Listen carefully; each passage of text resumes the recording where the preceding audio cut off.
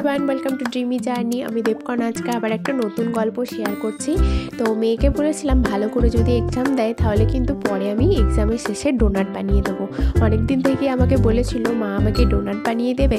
আসলে কালারফুল জিনিসপত্র দেখলে তো বাচ্চারা বেশি অ্যাট্রাকটিভ হয়, তাই জন্য অনেক দিন আগেই যখন বলেছিল তো আমি ওকে এই শর্তটা দিয়েছিলাম যে পরীক্ষা ভালো করে দিলে তবেই আমি রাত পরীক্ষার পরে বানিয়ে দেব।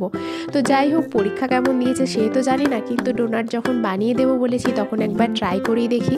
তো এখানে ডোনাট বানানোর জন্য প্রথমেই গরম দুধের মধ্যে, দুধটা ওই হাফ কাপের থেকে একটু কম ছিল, তো দুধের মধ্যে হাফ চামচ মতো চিনি গুঁড়ো মিশিয়ে নিয়েছি। তার মধ্যে কিন্তু ইস্ট যেটা হয়, তো ইস্টটাকে হাফ চামচ মতো ওর মধ্যে মিশিয়ে নিয়ে এটাকে ঢাকা দিয়ে রেখে দিয়েছিলাম।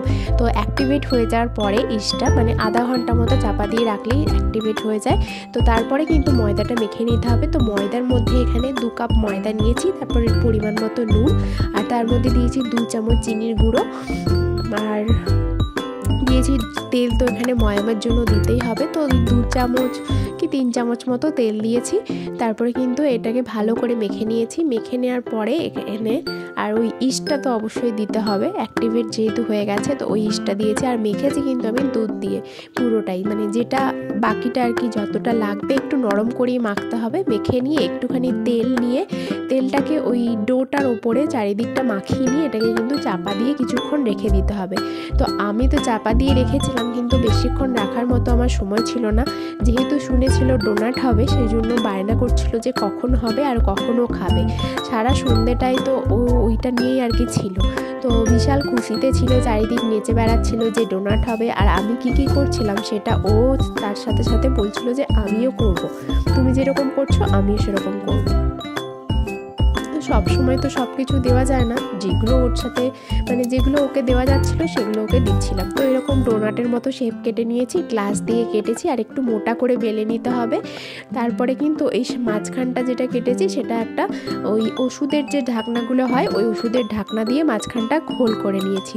তারপরে ডোনাটের শেপ তৈরি হয়ে যাবে। তো আপনারা চাইলে বড় বড় সাইজেরও বানাতে পারেন। আমার মেয়ে যেহেতু ছোট তাই জন্য ওকে ছোট সাইজই দিয়েছি। তো কিছু ডোনাট হচ্ছে ফ্রাই করে বানাচ্ছি, আর কিছু হচ্ছে এখানে মানে কি বলবো কেক যেরকম করে হয় বেকিং করে সেরকম করে বানাচ্ছি।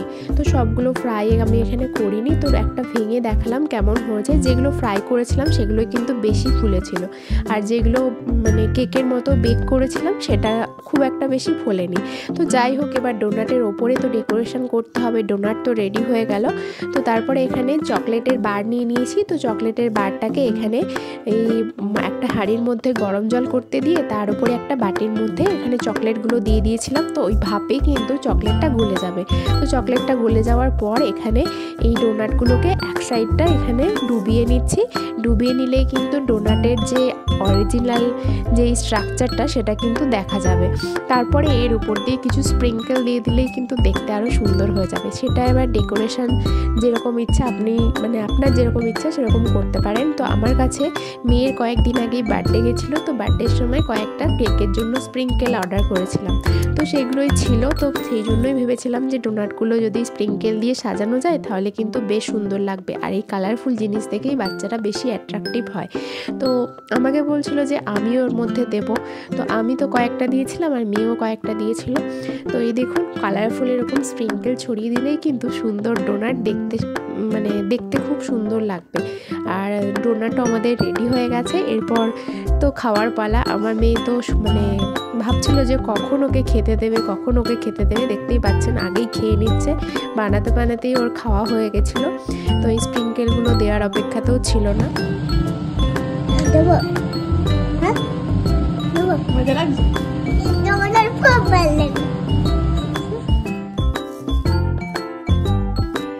তো ডোনাট তো রেডি হয়ে গেছে আর খাওয়া দাওয়া শেষের পথেই। তো দেখুন দেখে তো বুঝতেই পারছেন যে ডোনাটটা কেমন লেগেছিল ওর। প্রায় সবগুলোই ওই খেয়েছিল, আমরা 2-1টা টেস্ট করেছিলাম শুধু। তো বাকিগুলো ওই শেষ করেছিল আর কি। 2 দিন ধরে সকালে উঠেই ব্রাশ করে বলছিল আমি ডোনাট খাবো। মানে যখনই পাচ্ছিলো তখনই ডোনাট খাচ্ছিল। তো যাই হোক, আজকের ভিডিওটা কেমন লাগলো অবশ্যই কমেন্ট করে জানাবেন। যদি ভিডিওটি ভালো লেগে থাকে তাহলে অবশ্যই কিন্তু লাইক করে দেবেন আর শেয়ার করে দেবেন। তো চলুন তাহলে আজকের মতো এই পর্যন্তই, আবার দেখা হবে পরবর্তী ভিডিওতে। সবাই ভালো থাকবেন, সুস্থ থাকবেন, টাটা।